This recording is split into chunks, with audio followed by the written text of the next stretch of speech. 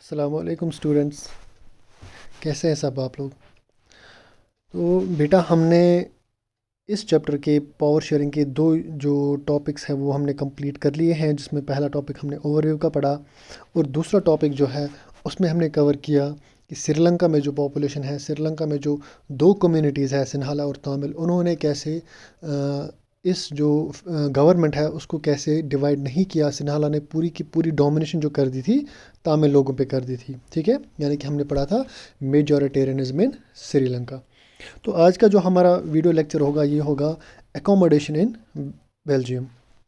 क्योंकि दोनों कंट्रीज़ जो थी श्रीलंका और बेल्जियम, दोनों में कल्चरल डाइवर्सिटीज़ थी, पॉपुलेशन डिफरेंसेस थे और दोनों कंट्रीज़ ने क्या किया, इस पावर शेयरिंग को डिफरेंट तरीके से एक्सरसाइज किया। श्रीलंका में क्या हो गया, वहाँ पे सिन्हाला कम्युनिटी जो था उन्होंने पूरी की पूरी डोमिनेशन कर दी किन पे, तमिल लोगों पे, बिना उनसे कोई भी मशवरा किए या बिना उन्हें अपनी पॉलिटिकल जो एस्पेक्ट्स हैं उसमें उनको पार्टिसिपेट करने का मौका नहीं दिया गया। क्योंकि यहाँ पे जो बेल्जियम है इसका कुछ अलग ही रोल है। यहाँ पे बेल्जियम में क्या है, यहाँ पे लिखा गया, अगर आप बेटा पढ़ोगे तो यहाँ पे क्या लिखा गया है, एक मिनट, हाँ, यहाँ पे एकोमोडेशन का नाम दिया गया है। ठीक है, व्हाट इज़ एकोमोडेशन। ठीक है, श्रीलंका में जो नाम दिया गया था वो था मेजॉरिटेरियनिज्म, यानी कि वहाँ पे जो सिन्हाला कम्युनिटी थी पूरा का पूरा मेजॉरिटी जो सिस्टम था उनका, उन्होंने उस पर डोमिनेट कर लिया तामिल्स पे। तो यहाँ पे क्या हो रहा है, बेल्जियम जो है वो एकोमोडेट करते हैं एक दूसरे के कल्चर्स को, एक दूसरे के पॉपुलेशन को, दूसरे लोगों के ट्रेडिशंस को एकोमोडेट करते हैं इनटू पावर शेयरिंग। तो चलिए स्टार्ट करते हैं आज का topic. The Belgian leaders took a different path. जो बेल्जियन लीडर्स हैं उन्होंने एक अलग रास्ता चुना, किन से, श्रीलंका से। ठीक है बेटा, तो क्या हो गया था, between 1970 and 1993 they amended their constitution. ये बेटा याद रखना कि 1970 और 1993 में से इतना टाइम जो हो गया था, ठीक है, 23 ईयर्स में उन्होंने 4 बार अपने कॉन्स्टिट्यूशन को अमेंड किया। ठीक है बेटा, अमेंड क्या हो गया, चेंजेस लाना। अगर आपसे कोई पूछ ले कि व्हाट इज़ अमेंड, ठीक है बेटा, तो आप उसे ये बोलना कि अमेंड का मतलब है चेंज करना। किसी भी जब कॉन्स्टिट्यूशन में कोई रूल आ जाए, ठीक है, उसको चेंज करने को हम क्या कहते हैं बेटा, अमेंडमेंट। तो कितनी बार चेंज हुआ, 4 बार चेंज हुआ था हमारा जो बेल्जियम का जो कॉन्स्टिट्यूशन था। और 4 बार क्यों चेंज हुआ बेल्जियम का कॉन्स्टिट्यूशन, ताकि क्योंकि वहाँ पे कल्चरल डिफरेंसेस थे, पॉपुलेशन डिफरेंसेस थे। वहाँ पे फ्रेंच जो पॉपुलेशन थी वो अलग थी बेल्जियम में, और ब्रुसेल्स में अलग थी। उस वजह से वहाँ पे जो गवर्नमेंट बनी उन्होंने 4 टाइम्स क्या किया, 4 टाइम वहाँ पे अमेंडमेंट किया, ताकि हर एक इंसान को जिसके ऊपर ये गवर्नमेंट रूल करेगी उसको हम कॉन्फिडेंस में ले लें। तो क्या क्या चीज़ें हुई, ठीक है, यहाँ पे कहा जाता है कि ये जो मॉडल था कॉन्स्टिट्यूशन का ये बहुत ही इनोवेटिव था, यानी कि बहुत ही नया था। इसमें कुछ ऐसी चेंजेस लाएगी जो और कहीं पे देखने को नहीं मिली थी। तो क्या क्या चेंजेस में आई बेटा, हम पहले से स्टार्ट करते हैं। तो पहला वाला पॉइंट इसमें क्या था, ये वाला पॉइंट कि constitution prescribes that the number of Dutch and French speaking ministers shall be equal in central government. Special some special law requires the support of majority of members from each linguistic group। तो बेटा क्या किया गया, देखो पहला point, पहली change ये की गई कि जो सेंट्रल गवर्नमेंट थी, ठीक है बेटा, तो सेंट्रल गवर्नमेंट में क्या किया, जितने भी मिनिस्टर्स थे एक गवर्नमेंट में, ठीक है, चाहे हम कहेंगे कि सर 100 मिनिस्टर्स होंगे, तो 100 मिनिस्टर्स में क्या किया गया, सर 50 मेंबर्स जो थे वो डच स्पीकिंग रखे गए और 50 मेंबर्स जो थे वो फ्रेंच स्पीकिंग लोग रखे गए। और ऐसा क्यों किया गया, ताकि दोनों जो पार्टीज़ हैं उनकी रिप्रेजेंटेशन इक्वल रहे और कोई एक सिंगल पार्टी जो है वो किसी दूसरी सिंगल पार्टी पे क्या डोमिनेट ना कर पाए, जैसा कि यहाँ पे बेटा लिखा गया है। ठीक है, मैं आपको यहाँ पे अंडरलाइन करके दिखाता हूँ। जैसे single community can make decisions unilaterally, ताकि कोई एक सिंगल पार्टी जो है, यहाँ पे नो भी लिखा है, ठीक है, यानी कि एक सिंगल पार्टी दूसरी पार्टी पे क्या डोमिनेट ना कर सके, इसलिए दोनों पार्टीज़ को, दोनों लिंग्विस्टिक पार्टीज़ को बराबर की रिप्रेजेंटेशन दी गई। ठीक है बेटा, इसके बाद हम पढ़ेंगे कि दूसरा पॉइंट उन्होंने क्या किया था। वहाँ पे जो पावर्स थे, ठीक है, वो सेंट्रल गवर्नमेंट से स्टेट गवर्नमेंट को भी दी गई। ठीक है बेटा, जैसे हम यहाँ पे इंडिया में हमारा फेडरल सिस्टम चल रहा है, यहाँ पे सेंट्रल गवर्नमेंट भी अलग है, ठीक है, यहाँ पे सेंट्रल गवर्नमेंट है और उसके बगैर यहाँ पे स्टेट गवर्नमेंट है, ठीक है। स्टेट गवर्नमेंट के बाद यहाँ पे कम्युनिटी गवर्नमेंट है, ठीक है। तो यहाँ पे हमारे जो 3 टायर्स ऑफ गवर्नमेंट है, वैसे ही बेल्जियम में भी क्या थे बेटा, 3 टाइप्स ऑफ गवर्नमेंट। तो उन्होंने सेंटर के पावर जो थे वो रीजन्स में भी क्या डिस्ट्रीब्यूट कर दे, और ये इंश्योर किया गया, ठीक है बेटा, that state governments are not subordinate to the central government. Subordinate का मतलब कि स्टेट गवर्नमेंट जो है वो बराबर में पावर रहेगी किसके, सेंट्रल गवर्नमेंट में। तो हम जैसे एग्जांपल लेंगे बेटा, 2 बच्चे हैं, ठीक है, 2 चॉकलेट खा रहे हैं, और एक बच्चे ने दूसरे फ्रेंड से कहा कि भैया मेरे को भी चॉकलेट दे दो आधा सा। तो एक उसका फ्रेंड क्या करेगा, वो तो ऐसे कर सकता है, अगर ये चॉकलेट है वो तो उसको ऐसे हिस्से कर सकता है, ठीक है। ये एक को खुद रख लिया और ये दूसरे को दे दिया, ठीक है।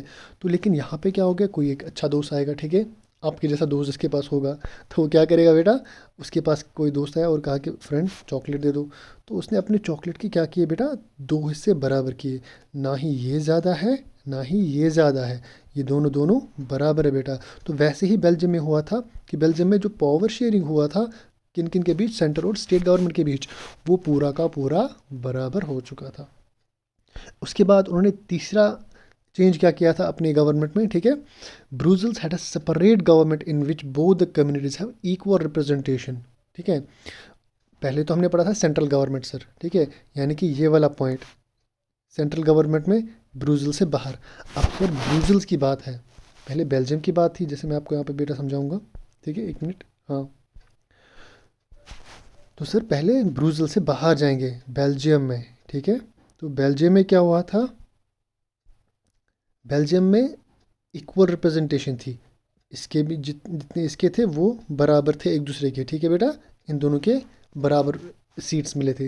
लेकिन सर अब क्या है, अब ब्रुसेल्स की बात है, क्योंकि ब्रुसेल्स में भी अलग अलग, वहाँ पे भी कल्चरल डाइवर्सिटी चल रही थी।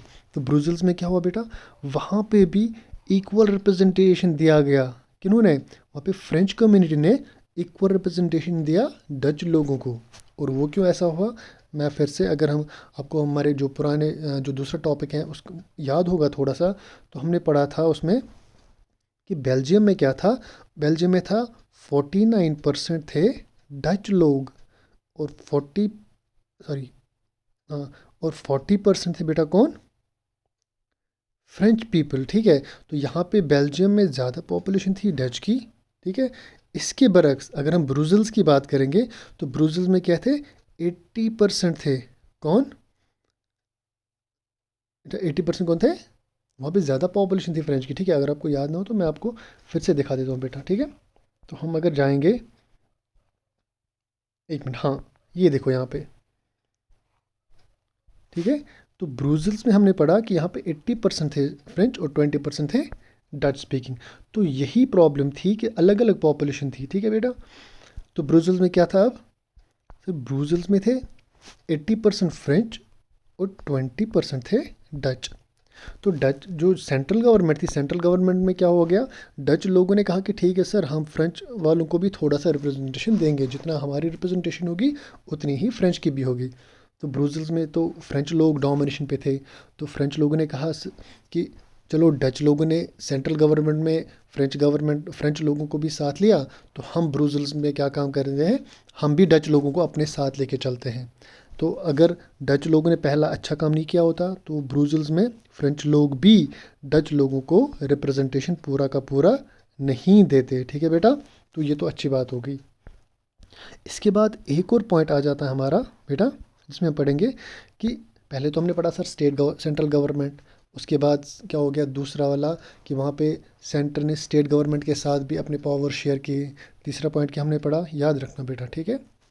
तो तीसरा पॉइंट ये था कि ब्रुसेल्स में भी फ्रेंच गवर्नमेंट ने क्या किया, अपनी पावर को शेयर किया किनके साथ, डच लोगों के साथ। तो इसके बाद चौथा पॉइंट क्या है सर, सेंट्रल गवर्नमेंट तो ठीक है, सेंट्रल गवर्नमेंट तो हो गया, उसके बाद स्टेट गवर्नमेंट भी हो गया, इसके अलावा क्या सर, सर वहाँ पे कम्युनिटी गवर्नमेंट भी बन गया, ठीक है बेटा, कम्युनिटी गवर्नमेंट भी बन गया। तो कम्युनिटी गवर्नमेंट क्या था, there is a third kind of government. This community government is elected by people belonging to one language community, Dutch, French and German speaking, no matter where they live. तो ये लोगों ने जो linguistic basis पे लोग रहते थे एक कम्युनिटी में, उन्होंने अपनी अपनी कम्युनिटी गवर्नमेंट बना ली, ठीक है, ताकि रीजनल डिफरेंसेस ना रहे और उनके जो भी मसाइल होंगे वो सेंट्रल गवर्नमेंट या स्टेट गवर्नमेंट उनके अकॉर्डिंगली सॉल्व करेंगे, ठीक है बेटा। This government has the power regarding cultural, educational and language related issues. तो इस गवर्नमेंट में जो कल्चरल गवर्नमेंट थी, ये क्वेश्चन आ सकता है सीबीएसई का पैटर्न जो है उसमें, कि जो कल्चरल गवर्नमेंट था बेल्जियम में वो किस रिलेटेड या किसके रिलेटेड पावर्स उसके थे, या किस बेसिस पे, या उनका जो जुरिस्डिक्शन था वो क्या था। तो याद रखना बेटा, कल्चरल था, educational and language related issues पे वो ज़्यादा फोकस करते थे। इसके अलावा बहुत सारे इश्यूज जैसे डिफेंस सिस्टम है, कम्युनिकेशन सिस्टम है, वो सेंटर और स्टेट के बीच में होता है, ठीक है बेटा। तो याद रखिएगा कि कम्युनिटी गवर्नमेंट जो थी वो किस पे ज़्यादा फोकस करते थे, ठीक है, कल्चरल, एजुकेशनल और लैंग्वेज रिलेटेड इश्यूज़ पे बेटा, ठीक है। तो ये याद रखिएगा, और अगर आप नोट्स बना रहे हैं तो ये पॉइंट ज़रूर ऐड कीजिएगा। तो इससे क्या हमें लगता है बेटा, you might find that Belgian model is very complicated. तो इससे क्या हो गया, आप हमें लगता है कि बेल्जियम मॉडल जो है बहुत कॉम्प्लिकेटेड है। इसमें सर सेंट्रल गवर्नमेंट में डच पॉपुलेशन ज़्यादा थी, उन्होंने फ्रेंच लोगों को अपने साथ लिया। ब्रुसेल्स में गए, वहाँ पे फ्रेंच लोगों की पॉपुलेशन ज़्यादा थी, उन्होंने क्या काम किया, उन्होंने डच लोगों को अपने साथ ले लिया। लेकिन इसकी वजह से क्या हो गया, इसकी वजह से जो लोग थे, ठीक है, जो लोग थे डच लोग और फ्रेंच लोग, इनके बीच जो वॉर है वो नहीं हुआ।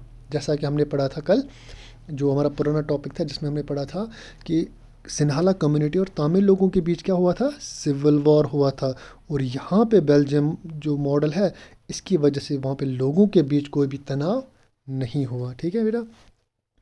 तो वहाँ पे जो ये पॉइंट आप याद रख लीजिए बेटा कि when many countries of Europe came together to form the European Union, Brussels was chosen as its head quarter, ठीक है बेटा। कि जब भी कभी भी मीटिंग होती थी वहाँ पे यूरोप में, तो वहाँ वो कहाँ पे मीटिंग करने आते थे, ब्रुसेल्स में। और ब्रुसेल्स में क्यों करने आते थे, because Brussels was the capital of Belgium, ठीक है बेटा, इतना समझ आ गया। तो हम चलते हैं अपने नेक्स्ट टॉपिक की ओर, ठीक है। तो इसके अलावा सर यहाँ पे हम ये वाला जो पॉइंट है ये वाला पढ़ेंगे कि इसमें क्या कहा जा रहा है, कि हमने दोनों टॉपिक्स पढ़े, ठीक है, बेल्जियम का भी पढ़ा, ठीक है बेटा, श्रीलंका का भी पढ़ा। तो दोनों कंट्रीज़ ने क्या किया, अपने पावर शेयरिंग को डिफरेंटली डील किया। कैसे, श्रीलंका में क्या हुआ था बेटा, श्रीलंका में अगर आपसे कोई पूछे तो सर वहाँ पे डोमिनेशन हुआ था, ठीक है, डोमिनेशन हुआ था किनका, सिन्हालाज का, किन पे, तमिल लोगों पे। लेकिन इसमें क्या हो गया सर, इसमें लेवल्स बनी, फेडरेशन गवर्नमेंट बनी, सेंट्रल गवर्नमेंट बनी, पहले स्टेट गवर्नमेंट बनी, सर कम्युनिटी गवर्नमेंट बनी। उसकी वजह से क्या हो गया सर, हर एक इंसान जिसके ऊपर सर लॉ चलाया जा रहा है या जिसके ऊपर हुकूमत की जा रही है, उनको भी पॉलिटिक्स जो थी, पॉलिटिकल सिस्टम जो था उसमें इन्वॉल्व किया गया, ठीक है। ये समझने की बात है बेटा। अगर कहीं पे भी बेटा अगर आपको कन्फ्यूजन लगे तो आप प्लीज़ कमेंट बॉक्स में लिख लीजिएगा, तो हम नेक्स्ट वीडियो में उन सारे जो कन्फ्यूजन है उनको दूर करने की कोशिश करेंगे बेटा। तो नेक्स्ट टॉपिक पे हम आएंगे, that why power sharing is desirable, यानी कि पावर शेयरिंग क्यों ज़रूरी है, एक ऐसी क्या चीज़ है सर पावर शेयरिंग में जो बहुत ज़रूरी है। तो स्टार्ट करेंगे सर, इसमें दो रीज़न्स हैं, ठीक है। पहला वाला रीज़न जो है वो यहाँ पे लिख लेंगे, ठीक है, that is called as prudential, ठीक है बेटा, prudential. And second one is that is moral. और प्रूडेंशियल रीजन क्या हो गया, and what is moral reason. Prudential बेटा एक ऐसा डिसीजन होता है जिसमें क्या देखा जाता है, बेनिफिट्स एंड लॉसेस, कि गवर्नमेंट अगर बनी, ठीक है, तो उसमें क्या बेनिफिट्स होंगे, क्या लॉस होंगे, और उस बेस पे अगर कोई डिसीजन लिया जाता है तो उसको प्रूडेंशियल डिसीजन कहते हैं। तो दूसरा मॉरल डिसीजन क्या होता है बेटा, मॉरल डिसीजन एक ऐसा डिसीजन होता है जिसमें देखा जाता है कि जो लोग या किसी इंसान पे अगर कोई गवर्नमेंट रूल करती है तो क्या वो उन लोगों के लिए ठीक है, क्या हम उनके साथ ज़्यादती तो नहीं कर रहे हैं, ठीक है बेटा। तो अभी हम पढ़ेंगे दोनों रीजंस अच्छे से। तो बेटा पहला रीज़न क्या कर रहा है, power sharing is good because it helps to reduce the possibility of conflict between social groups, since conflict social conflict often leads to violence and political instability. Power sharing is a good way to ensure the stability of political order. क्योंकि यहाँ पे क्या होता है, दोनों parties जब आपस में हम बोलेंगे मशवरा करके आ जाते हैं, नेगोशिएशन कर लेते हैं कि चलिए ठीक है सर, आपके भी इतने लोग आएंगे, हमारे भी इतने लोग आएंगे, हम एक पार्टी बना लेंगे, ठीक है, पार्टी करेंगे, मौज करेंगे, ठीक है बेटा, मौज नहीं होती वहाँ पे, ठीक है, डिसीजंस लिए जाते हैं for future of the country. तो क्या होता है, वहाँ पे दोनों पार्टीज मिल जाती हैं और उससे क्या होता है, वहाँ पे कन्फ्लिक्ट नहीं होता दो पार्टीज़ के बीच, और ये सबसे बड़ी इंपॉर्टेंट पार्ट है, ठीक है बेटा। क्योंकि अगर हम पढ़ेंगे बेल्जियम में तो अच्छे से गवर्नमेंट बनी थी, लेकिन सिन्हाला कम्युनिटी जो था श्रीलंका में, उन्होंने तो किया था डोमिनेशन। वो तो लगा पहले पहले सबको कि चलो ठीक है, सिन्हाला कम्युनिटी यहाँ पे ज़्यादा पॉपुलेशन है तो इनका ही डोमिनेशन चलना चाहिए, बहुत अच्छा है। लेकिन उसकी वजह से क्या होता है बेटा, उसकी वजह से होता है tyranny of the majority is not just, ठीक है, oppressive for the minority, it often brings room to the majority as well. यानी कि आहिस्ता आहिस्ता लोगों को लगता है कि सिर्फ मेजॉरिटी के लिए, माइनॉरिटी के लिए ही जो था वो सिन्हाला कम्युनिटी रूल नहीं किया था, वो मेजॉरिटी के लिए भी आगे प्रॉब्लम बढ़ा। और वो क्यों था, क्योंकि मेजॉरिटी गवर्नमेंट जो थी वो सिन्हाला की थी, चलिए ठीक है सर, लेकिन मेजॉरिटी सारे लोग तो नहीं थे ना गवर्नमेंट में, ठीक है। अगर हम बोलेंगे कि 100 पॉपुलेशन में क्या हो गया सर, 76 लोग थे सिन्हाला के और 18 लोग थे किसके, तामिल के, तो सारे 70 के 76 ही तो गवर्नमेंट में नहीं थे। 76 लोगों में से कुछ लोग, 8 लोग होंगे जो गवर्नमेंट चला रहे होंगे, लेकिन ये तो इन पे ऑपरेशन कर रहे थे। लेकिन आहिस्ता आहिस्ता क्या हो गया, इन लोगों ने इन पे भी ऑपरेशन करना स्टार्ट कर दिया। ऑपरेशन मतलब जुल्म, बोलेंगे ऑपरेसिव, ज़बरदस्ती, ज़ोर ज़बरदस्ती। तो क्या हो गया ऐसा क्योंकि वहाँ पे कोई सिस्टम नहीं था, वहाँ पे कॉन्स्टिट्यूंट असेंबली नहीं थी, इनको कोई रोकने वाला नहीं था। तो इसका मतलब कि सर जो डोमिनेशन वाला फेज़ था वो सिर्फ माइनॉरिटी पे ही बुरा नहीं था, हार्मफुल नहीं था, वो मेजॉरिटी लोगों के लिए भी हार्मफुल होता है बेटा, ठीक है। तो समझ आया ऐसा ये वाला पॉइंट। तो चलते हैं सर, तो इस वाले रीज़न को हम कहते हैं प्रूडेंशियल रीज़न, जिसमें लॉसेस एंड बेनिफिट्स देखा जाता है। तो दूसरा वाला क्या बेटा, the second one, a deeper why power sharing is good for democracies, ठीक है। Power sharing is very spirit of democracy, ठीक है, ये तो डेमोक्रेसी की रूह है। A democratic rule involves sharing power with those affected by its exercise। यानी कि पावर शेयरिंग जो है, इसमें हमें उन लोगों को भी साथ लेना होगा जिन लोगों पे हम ये पावर मतलब अप्लाई कर रहे हैं, यानी कि पब्लिक, क्योंकि पब्लिक के लिए ही हमेशा रूल्स एंड रेगुलेशंस बनते हैं बेटा। And who have to live with its effects, और जिनको इसके असरात के साथ रहना पड़ता है। यानी कि अगर हम अपनी कंट्री की बात करें, कंट्री में हमारे कितने लॉज बनते हैं और वो लॉज किन पे अप्लाई होते हैं, हम पे। तो जब हमसे पूछा जाएगा कि सर ये लॉ आपके लिए बनाया जा रहा है क्या, या ये लॉ आपके लिए ठीक है कि नहीं, तो तब जाके हम कहेंगे कि सर हमारी कंट्री एक डेमोक्रेटिक कंट्री है और यहाँ पे फेडरलिज्म है। तो जब हमसे पूछा ही नहीं जाएगा कि आपके लिए हमने सर लॉ बनाया वो ठीक है कि नहीं, तो उससे क्या फ़र्क पड़ेगा फिर हमारे लिए लॉ कोई अच्छा बने या बुरा बने, ठीक है बेटा। People have a right to be consulted on how they are to be governed. यानी कि लोगों को ये जानने का हक है कि उन पे हुकूमत जो करने वाले हैं वो उन पे हुकूमत कैसे करेंगे, ठीक है। एक मॉरलिटी होनी चाहिए किन पे, जो लॉ बनाएंगे। तो इसीलिए दूसरे वाले जो सिस्टम है उसको हम क्या कहा जाता है, पहले वाला सिस्टम जो उसको प्रूडेंशियल कहा जाता है और दूसरे वाले को मॉरल कहा जाता है। तो आपकी बुक में जो क्वेश्चन ऐसा आ सकता है कभी, हम जो जब हमारा चैप्टर कंप्लीट होगा तो हम इसमें MCQs जो है वो कंटिन्यूसली इसमें एडअप करते जाएंगे, ठीक है। तो उसमें क्या होगा, जो पहला रीज़न था वो था प्रूडेंशियल और दूसरा वाला जो मॉरल होगा इसमें, ठीक बेटा, ठीक है। तो ये था बेटा हमारा जो आज का टॉपिक। तो नेक्स्ट टॉपिक में हम पढ़ेंगे इसमें फॉर्म्स ऑफ पावर शेयरिंग, जिसमें हम पढ़ेंगे कि बहुत सारे टाइप्स हैं पावर शेयरिंग के, वो पढ़ेंगे। तो बेटा अगर आपको ये टॉपिक अच्छा लगा हो तो इस वीडियो को लाइक कीजिए, शेयर कीजिए और इस चैनल को सब्सक्राइब करना ना भूलिए, ठीक है बेटा। और मिलते हैं नेक्स्ट वीडियो में, तब तक अस्सलाम वालेकुम।